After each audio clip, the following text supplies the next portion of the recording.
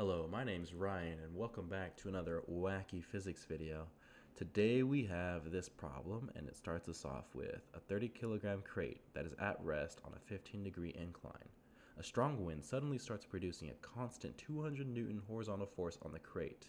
Now there is no friction, and that's important later and you'll see why. What is the crate's velocity after it moves 5 meters up the ramp? And was any thermal energy produced? And the question wants us to use concepts of work and kinetic energy to solve the problem. So here we have this illustration. This crate moves 5 meters. It weighs 30 kilograms. It has a force of 200 newtons acting on it, and it's all on a 15-degree incline. So to solve this problem, we just have to ask ourselves, what do we know and what are we trying to figure out? Well, we know that we have a mass of 30 kilograms, an angle of 15 degrees, that this is all acting on, a force of 200 newtons, a distance of 5 meters, and no friction. Now this no friction is important because it answers the second part of that question where, was there any thermal energy produced? Now because there's no friction, that just tells us that no thermal energy is going to be produced, because I guess friction isn't stopping anything, or like thermal energy is usually produced because of friction. So already we can cross that out, and now all we need to figure out is this V final.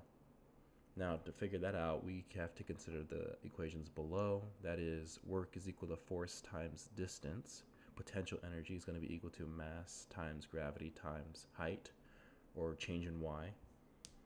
Kinetic energy is equal to 1/2 mv squared, and this equation right here, potential energy initial plus kinetic energy initial is plus work external is going to be equal to potential energy final plus kinetic energy final. So the process. First, if we're going to be using this equation, we need to find work external, potential energy final, and kinetic energy final. We don't necessarily need to find these two, because if we set our initial position, or if we set our reference point right here where the height is equal to 0, from our reference point, quote unquote, we can say that our potential energy is going to be equal to 0, right? Because mass times gravity times height, where if our height is 0, it's going to be 0. So there's 0 potential energy there. And our kinetic energy is going to be equal to 1/2 mv squared, because it's at rest. That's also going to be equal to 0. So this allows us to cross off two things. And we get just these three things we have to solve for, which is work external, potential energy final, and kinetic energy final. So first let's solve for work external. Now to find work, it's force times distance, but we can't just use 5 right off the bat, because the 200 newtons right here is working in just exclusively the x direction. Now, I guess we can use the dot product to do that, but I'd prefer to just take the x component and multiply it by the force, because I feel like that's a lot easier to do. So to find the x component, SOHCAHTOA tells us that the adjacent is equal to the cosine of 15 times the hypotenuse, right? Cosine, so COTOA, cosine is equal to adjacent over hypotenuse. Solve for that, you get 5 meters times cosine 15 is going to be equal to your x, or 4.8 meters. And then we can just take that 4.8 meters, multiply it by 200 newtons, which is our force, to get 965.9 joules. Now that's work external. Now we need to find potential energy final. To find potential energy final, we remember that our reference point was at the bottom of this 5 meter, I guess, hypotenuse triangle, right? We're trying to find y. We know that we have an angle and we have a hypotenuse.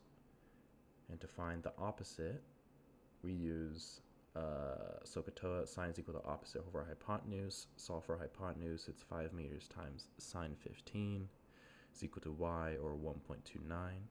Potential energy is equal to mgh. 30 times 9.8 times 1.29, which gives us 379.26 joules.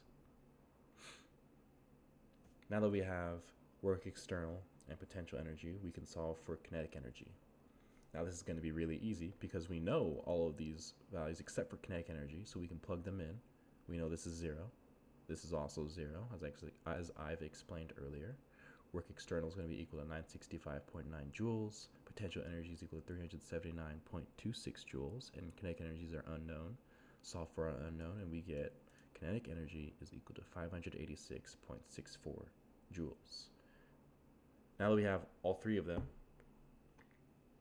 we can just throw that away and just keep the kinetic energy, because we're solving for the velocity, and kinetic energy's equation is probably, I think, to my knowledge, the only one that gives you the velocity, and it's in this equation here. Kinetic energy is equal to 1/2 mv squared.